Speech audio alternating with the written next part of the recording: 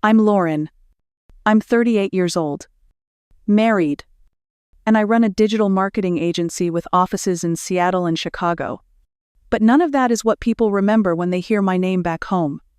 What they remember is that 10 years ago, my younger sister Ava stole me fiancé. She didn't just flirt with him or have a fling. She took him. Right before the wedding. It was public. Humiliating. And vicious. I left town 2 weeks later and swore never to look back. And I didn't. Not until last month. When my mom died.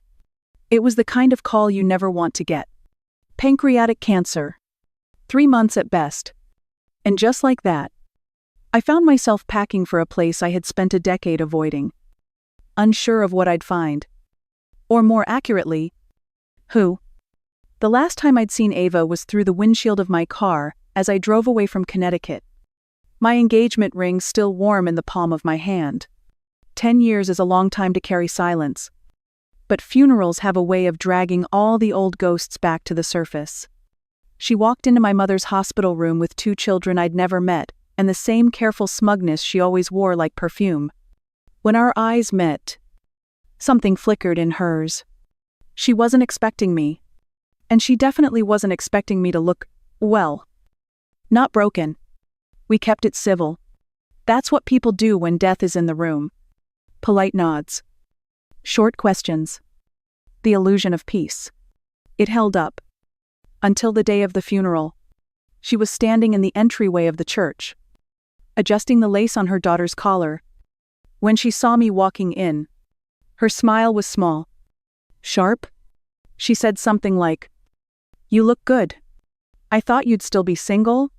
She didn't even wait for me to answer. Just added, lightly, "Almost 40 now." Right. No kids yet. I didn't flinch. I didn't bite.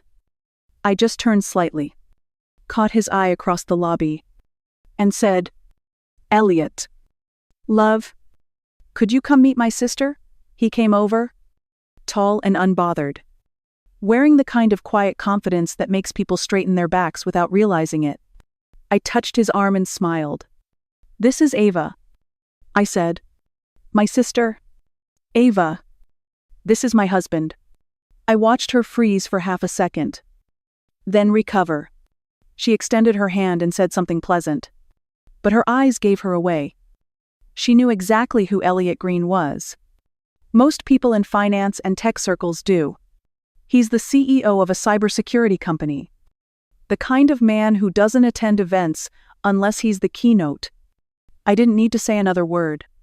I didn't have to prove anything.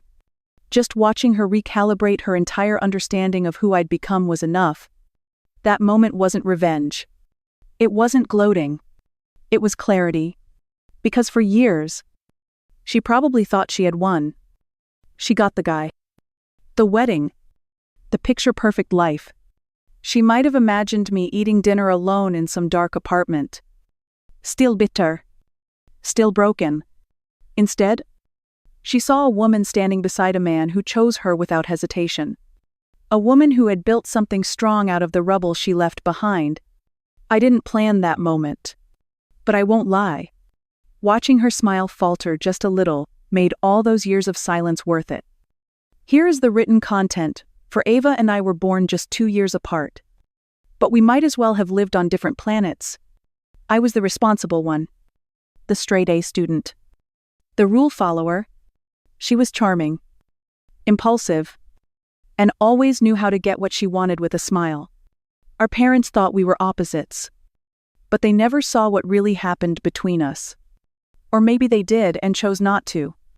When I got a porcelain doll for my 7th birthday, Ava accidentally broke it within a week. When I joined the swim team in middle school, Ava signed up 2 days later and told everyone she'd been thinking about it first. By high school, she had kissed my first boyfriend behind the gym and cried until I apologized for being upset. It was always the same story. She took what I had, and I was expected to forgive her because we were sisters. Still, I kept believing that we would outgrow it. That adulthood would shift something inside her, or maybe inside me, and we'd finally learn how to be on the same side. That hope lingered well into my 20s. Even when all the warning signs were still flashing bright red. I met Daniel when I was 24. We were both new hires at a mid-sized marketing firm in Hartford. Fresh out of grad school and full of energy.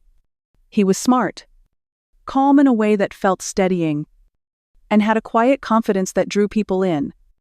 We started as friends, sharing takeout during late nights at the office, walking to the train together, talking about big dreams that sounded a little less ridiculous when we said them out loud. By the time we started dating, it already felt like we knew each other's rhythms. It wasn't dramatic or fast. It was solid, healthy, built brick by brick. After 2 years together, he proposed during a weekend trip to Vermont. Just the two of us, and a snowy cabin. I said yes, through tears, laughing at how he fumbled the ring trying to get down on one knee in thick boots. We moved in together, picked a spring wedding date, and started planning something small but meaningful. I was in the happiest season of my life. And I remember thinking, finally, I found something she can't ruin. I should have known better. At first, it was small. Ava offered to help with wedding planning, claiming she wanted to support me and be part of something joyful for once. She came to the dress fittings, made Pinterest boards, even volunteered to organize the welcome bags for the guests.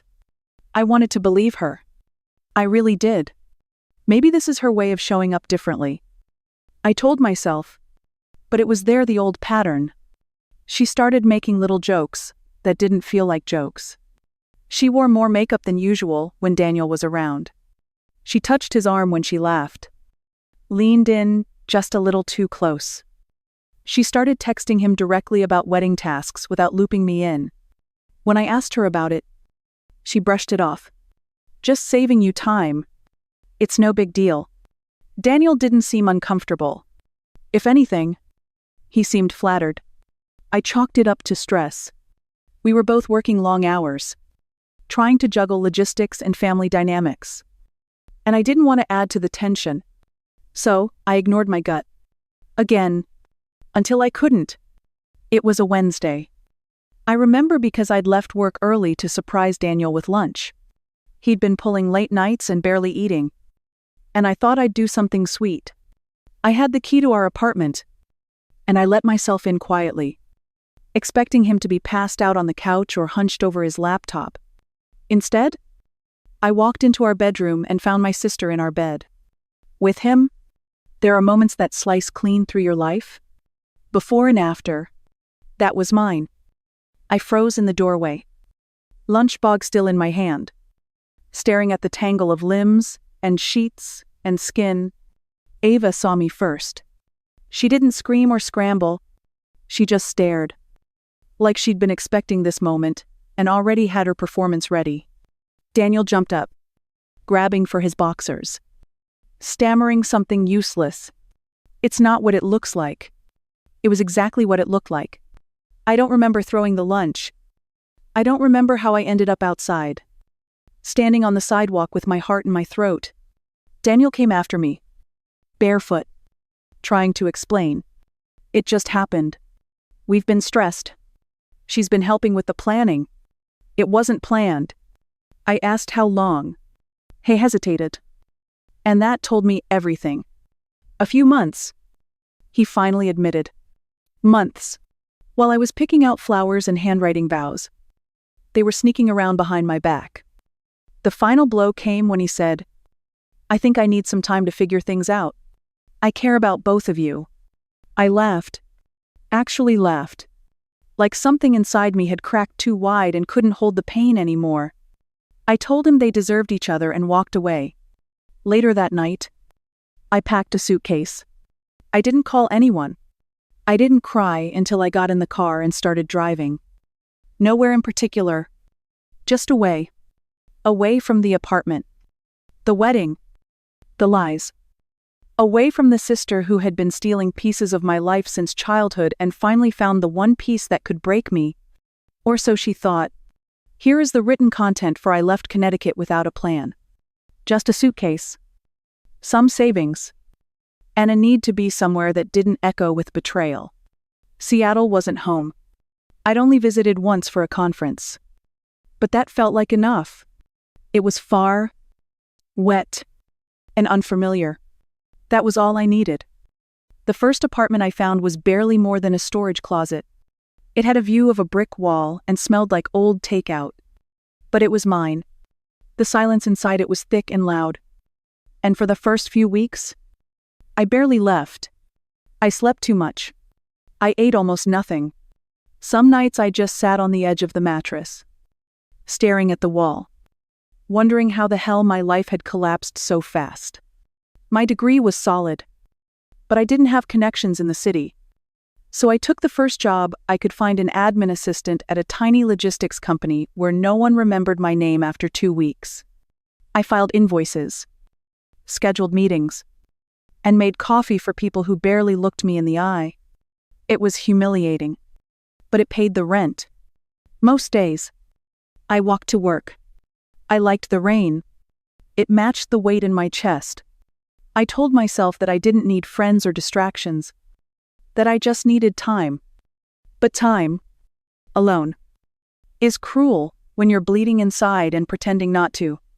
Weekends were the hardest. Without the distraction of work, the loneliness stretched wide and heavy. I wandered the city like a ghost. Headphones in, no destination. I'd sit in cafe for hours, pretending to read, watching people laugh and live like their hearts had never been shattered. That's how I met Maya. It was a Saturday morning. My usual cafe was packed, and the only open seat was at a small table where she sat with her laptop. I asked if I could share the space. She looked up, smiled, like it was the most normal thing in the world, and said, "Only if you help me choose between these 2 presentation layouts." I blinked. She spun her laptop around and pointed to 2 nearly identical slides. I gave a vague opinion, and she nodded like I'd just made a brilliant call. Then she closed the laptop and introduced herself. Maya was everything I wasn't in that moment. Bright, easy, open. She worked in digital marketing and had lived in Seattle most of her life. We talked for an hour. I don't even remember what about. I just remember feeling like I could finally exhale. She asked what I did, and I told her the truth. Admin assistant, with a business degree and a pile of disappointment. She frowned. Hard. "That's unacceptable," she said. "My company's hiring. Send me your resume tonight." I didn't believe anything would come of it, but I sent it anyway. 3 weeks later, I was working in a junior marketing role at her agency. It wasn't glamorous. The pay was modest, but it was the first time in months that I felt like I belonged somewhere again. Maya became my anchor. She introduced me to her friends, invited me to dinners, checked in when I went quiet.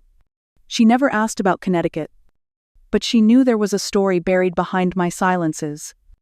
One night, over drinks, I told her the broad stroke sister, Fiancé, betrayal. She didn't gasp or pity me. She just nodded and said, "No wonder you don't trust people. But you're here. That means something."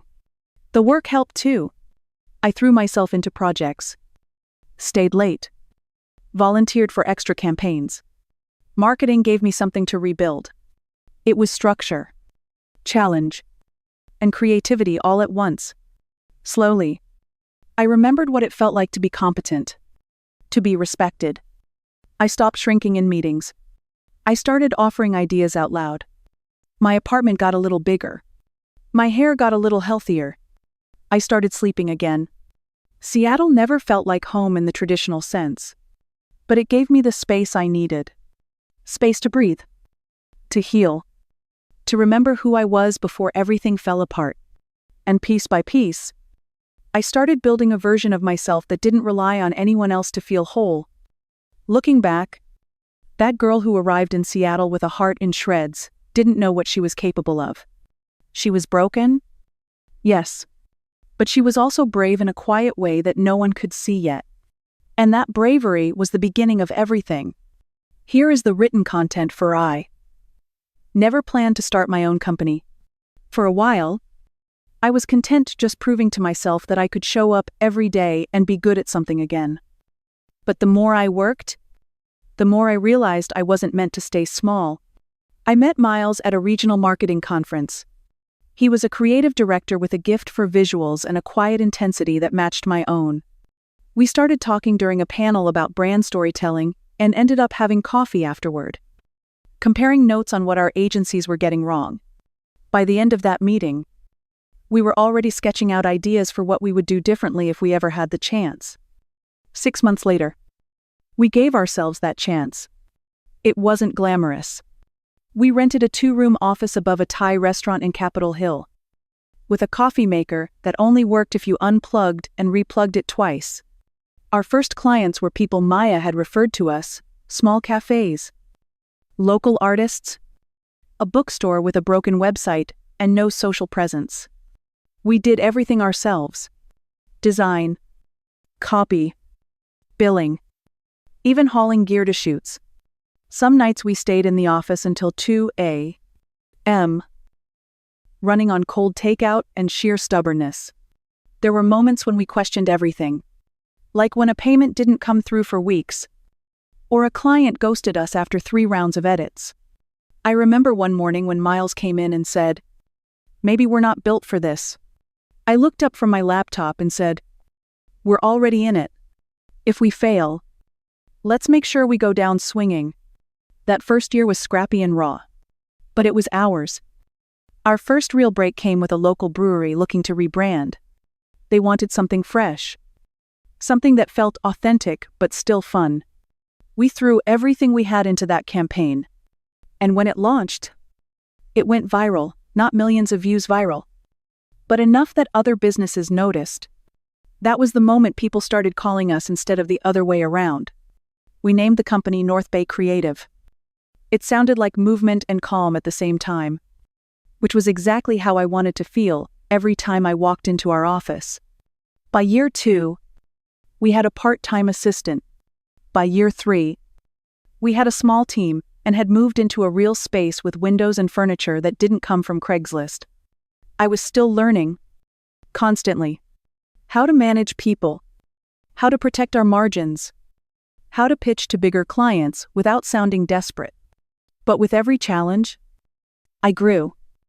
I became the kind of woman I hadn't known I could be, the kind who didn't flinch when things got hard, who could lead without apology, who could say no and mean it. There was no grand moment when I realized I'd made it. Just 100 small ones. Like signing a lease with my own name on it. Or having a client tell me they felt safe in our hands.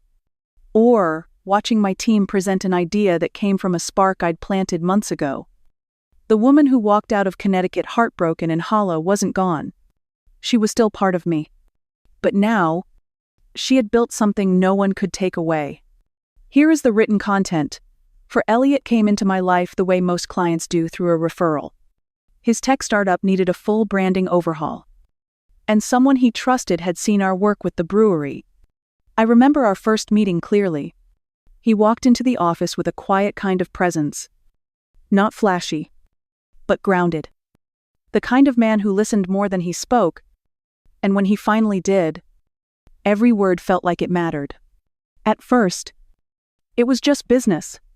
Strategy meetings, timelines, content drafts. But somewhere between those calls and coffee breaks, we started to talk about other things. He asked thoughtful questions. He remembered the names of people on my team. He noticed when I looked tired and reminded me that leadership didn't mean carrying everything alone. There was a steadiness about him that made me feel safe, not in the swept off my feet kind of way, but in the quiet, slow bloom way that feels like exhaling after holding your breath for years. I didn't trust it at first. Not entirely. I kept waiting for the catch. For him to pull away? Or push too fast? Or remind me of someone I used to know? But he never did. He never rushed me. Never asked more than I was ready to give. If I kept things guarded, he respected the silence. If I opened up, he listened without flinching. It wasn't a dramatic fall. It was a gentle leaning in. One evening, After a project wrap-up dinner that somehow turned into 3 hours of talking about everything except work. He walked me to my car and paused. "You don't have to say anything," he said. "I just need you to know that I see you. Not who you were. Who you are now." That night, I sat in my apartment for a long time, thinking about how foreign it felt to be seen and not judged. To be chosen, not chased. I wasn't looking for love. I had decided I was fine on my own. But Elliot didn't come into my life to fix me. He just showed up, steady and sincere, and waited until I was ready to stop walking alone.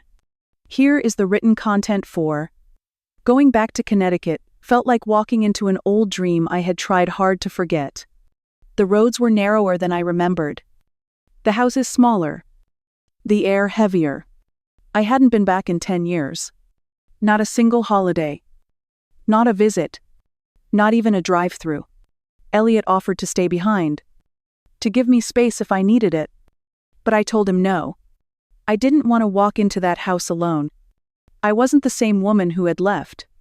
And I needed someone there to remind me of that if I started to forget. We stayed at a hotel near downtown, just a few miles from the hospital. The day we arrived, the sky was flat gray, and the trees along the road were already bare. My mother had loved autumn. She said it made her feel calm, like the world was exhaling. I tried to hold on to that thought as we stepped into the hospital. Seeing her like that, so small, so still, knocked the air out of me. My father looked older, thinner. He didn't let go of her hand once during our visit. He stood to hug me, awkward and warm, and shook Elliot's hand like they'd known each other in another life. We didn't talk much. We didn't need to. Ava showed up an hour later. She walked in with her 2 children, a boy and a girl, dressed perfectly even in their grief. She froze when she saw me, the color draining from her face just a fraction before the smile appeared. "Lauren," she said like it was a pleasant surprise. "I heard you were coming. Just didn't think it'd be today." Her eyes flicked toward Elliot. But I didn't introduce him. Not yet. She didn't ask. She was too focused on appearances, on holding the room, the way she always had. I stayed silent and let her feel whatever discomfort that silence carried. We kept our visits staggered for the next few days, barely overlapping. I avoided her when I could. I didn't want confrontation. Not in this place. Not with my mother dying just down the hall. But funerals don't give you choices. They make everyone show up. The morning of the service, I dressed slowly. Black dress. Simple heels. Hair pulled back. Elliot stood beside me in his charcoal suit, adjusting his cufflinks like he wasn't about to walk into a room full of ghosts. He squeezed my hand before we left the hotel and said nothing. He didn't need to. At the church? We arrived early. I was helping my father finalize the program when I heard her voice behind me. "Still single?" "Huh." Her tone was light, but it carried the weight of something sharper. I turned slowly. Not startled. Just tired. I looked her in the eye and didn't answer. I didn't need to. Elliot was across the lobby, speaking with the minister. Calm. Composed. Completely unaware of the tension curling between my shoulders. Ava raised her eyebrows, waiting for a reaction. I gave her none. She didn't know what was coming. Not yet. And for the first time in a long time, I felt no anger. Just a strange, quiet clarity. Here is the written content for. She was still talking when Elliot walked over. I don't even remember what she was saying. Something about how hard it must be to travel for a funeral alone. I let her go on. Her voice smooth and just sharp enough to draw blood, if you weren't careful. But I wasn't bleeding anymore. When Elliot reached my side, he rested his hand gently on the small of my back. It was a quiet gesture, natural, but it shifted the air around us. Ava's eyes flicked toward him. Curious, then wary. I looked at her and said simply, "Ava, this is Elliot, my husband." The silence that followed felt almost sacred. She blinked. Once. Then again. Her gaze darted between us like she was trying to solve a puzzle that didn't make sense. She opened her mouth, closed it, then finally managed. I didn't know you were married. You didn't ask. I replied calmly. Before she could respond, Ethan appeared, straightening his tie as he approached. His expression was neutral until he got closer and caught sight of Elliot. He froze for just a beat, and I watched the moment recognition hit. Elliot Green, he asked, extending his hand. Elliot took it, polite but unbothered. That's me. Ethan nodded, clearly trying to play it cool. But the shift in his posture was unmistakable. The slight lean forward, the quick glance at Ava. He knew exactly who my husband was. Most people in his industry did. There it was. No fanfare. No need for explanations. Just a name. A presence. And the quiet weight of everything that came with it. Ava didn't speak. Her smile faltered. Just a little. Not enough for anyone else to notice. But I saw it. She was doing the math in her head. Realizing that the sister she had dismissed, humiliated, erased from the family narrative a decade ago, was standing beside a man whose success made Ethan look like a regional sales manager. I didn't gloat. I didn't need to. That wasn't what this was about. Elliot turned to me and said something soft. Something about taking our seats? I nodded, and we walked down the aisle together. Past rows of people I hadn't seen since I was 27. Past the childhood friends who'd whispered about my disappearance. Past relatives who had sided with silence. We sat down in the front pew. Beside my father, Ava and Ethan followed, a beat behind. And in that tiny pause, I felt the balance shift.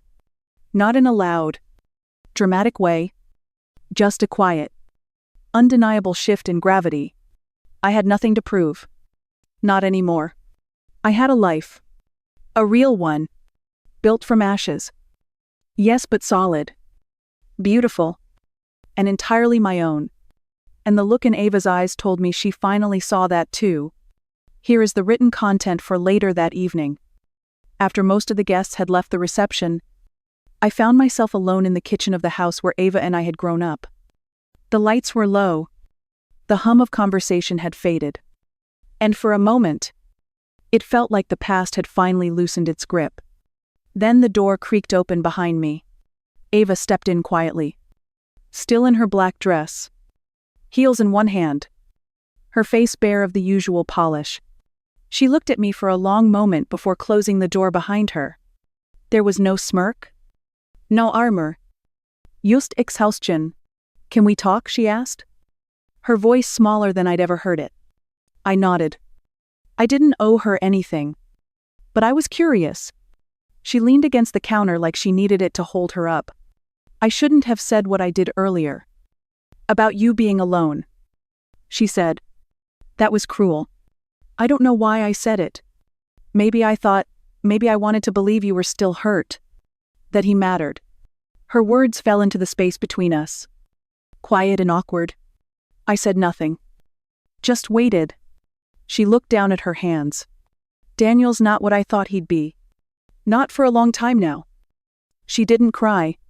She just spoke. Like someone emptying out a heavy drawer that had been stuck for years. It started with poker. Weekend nights with his friends. Casual bets. Then online sports betting. Then real money. Then borrowed money.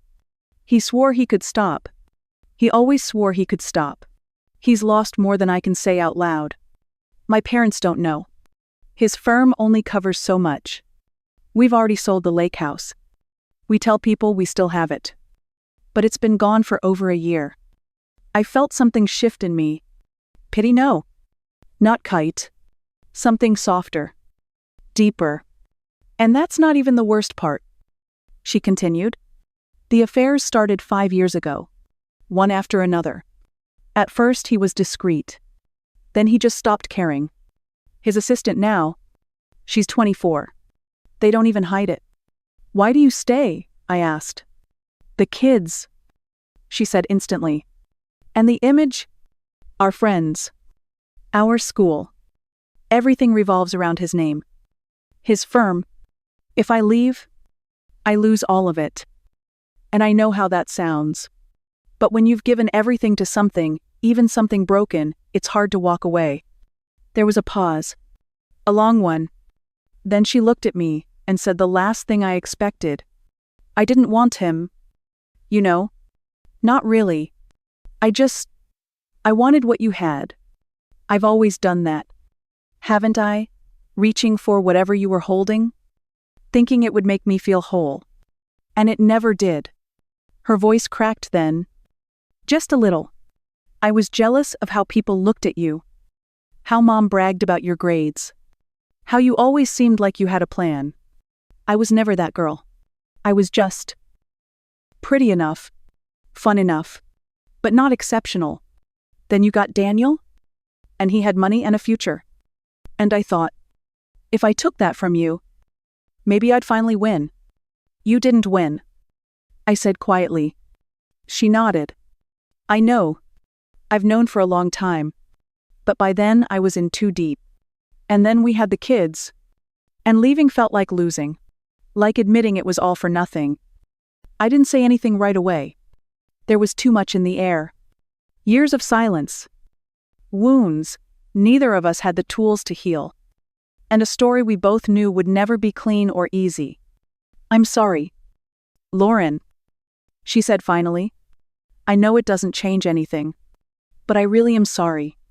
I looked at her then, not the girl who had smiled when I fell apart. Not the woman who tried to cut me down in a church lobby, but someone stripped of all that. Someone human. Someone hurt. I believe you, I said. She nodded again. Then turned to leave. Pausing in the doorway. He's still cheating. You know. Still gambling. I don't think he'll ever stop. Do you think you will? I asked. She didn't answer. But she didn't close the door. Either. Here is the written content for, a few weeks after the funeral. I sat at my kitchen table with my phone in my hand, staring at Ava's number. I hadn't saved it under her name in years. It was just a string of digits now. Still memorized. Still there. I wasn't sure what I wanted to say. I just knew the silence between us no longer served me. I didn't call. I sent a message instead. Just a simple. Neutrale question. How are you doing? She replied a few hours later. Not with drama or apology. Just gratitude. Thanks for checking in. It's been a hard week. That was all it took. A thread. Thin and fragile. But a connection nonetheless. We didn't talk often. Once every couple of weeks. Maybe. Texts mostly. Small updates. Nothing deep. But the tone had changed. There was no tension. No posing. Just two women trying to move forward, in the only way they knew how cautiously. One morning, she mentioned she was struggling to find work. Her resume was thin. Years spent as a stay-at-home mom had left her uncertain. And she didn't know where to start. She wasn't asking for anything. It was just something she said. Like someone talking out loud to no one in particular. I thought about it for a while before responding. I had contacts in Connecticut. Old colleagues. Agencies that might need someone reliable for admin work or client services. It wasn't much. But it was a start. I offered to make introductions. She didn't answer right away. And when she did, it came with hesitation. Are you sure I am? I wrote. I'm not doing this because I owe you anything. I'm doing it because I don't want to carry this weight anymore. I want peace. For both of us. Her response was short. Thank you. I mean that. That moment didn't change everything. It didn't erase the past. But it made the path ahead feel less burdened. Over time, we found a new rhythm. Not closeness. Not friendship. But respect. Ava landed a part-time position at a local firm and slowly started rebuilding a version of herself that had nothing to do with Daniel. I watched from a distance, quietly rooting for her even when I didn't say it out loud. We weren't suddenly sisters who sent birthday cards or shared recipes. But we checked in once in a while. I asked about her kids. She asked about my dog. The conversation was light. Careful. But real. One day, she sent me a picture of her kids at a science fair. Her daughter had won 3rd place. She wrote, "Thought you might like to see this. She's the curious one. Just like you used to be." I stared at the message longer than I should have. Not because it hurt, but because it didn't. It just felt still. Quiet. Like a part of my life had finally settled. Forgiveness isn't loud. It doesn't announce itself or demand applause. It shows up in tiny moments. In space you no longer give to anger. In decisions to soften rather than shut down. In letting someone be more than the worst thing they did to you. I didn't forgive Ava because she deserved it. I forgave her because I did. Because I wanted to be free.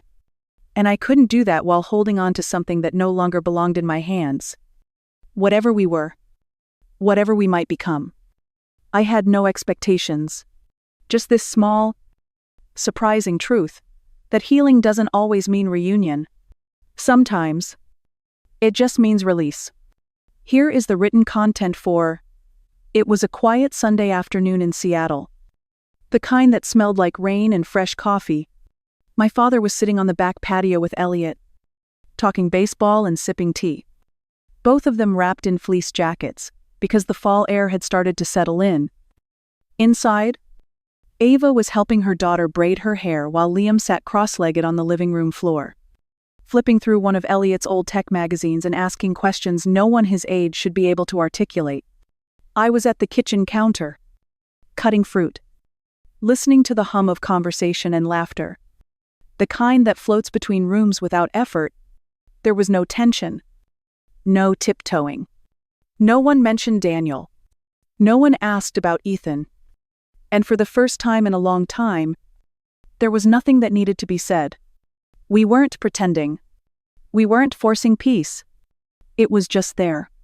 When I looked over and saw Ava smile, really smile, as she watched her kids play with Elliot, I didn't feel the old pinch in my chest. I didn't feel anger or pride. I just felt shettled. That evening, after the kids were tucked into the guest room and my dad had gone to bed early, the 4 of us sat around the fireplace in the living room. Ava held a cup of tea with both hands. Her shoulders finally relaxed. My father leaned back, eyes closed. Half listening to the crackle of the fire, Elliot reached for my hand, laced his fingers through mine, and gave me a small, contented squeeze. "You know, Mom would have loved this," my dad said quietly, opening his eyes. "Seeing everyone together like this. She believed that family could always come back around." I nodded, feeling the weight and grace of his words. She tried to hold us together, even when she didn't know how. She did, Ava said, in her own way. And maybe this is the version she hoped we'd get to. Not perfect. Just possible. No one responded. We just sat in the warmth of the moment, letting it stretch. Later, after everyone had gone to bed, I stepped outside onto the balcony with Elliot. The city sparkled below us. The wind was cool, but not unkind. He slipped his arm around my waist and rested his chin on my shoulder. "You okay?" he asked. "More than okay," I said, just thinking about how strange life is. How it breaks you open in ways you never saw coming. How sometimes you don't get the apology you deserve. But if you're lucky and stubborn enough, you still get the life you do. He didn't say anything, just pulled me closer. We stood there for a long time, holding the quiet between us. I didn't rebuild my life to prove anything. I didn't do it to make her jealous, or to show him what he lost. I did it because the girl who drove away from Connecticut with tears in her eyes deserved more than an ending. She deserved a beginning. One that wasn't defined by who broke her, but by who she chose to become. And this life, this peace, this ordinary joy was mine. All mine.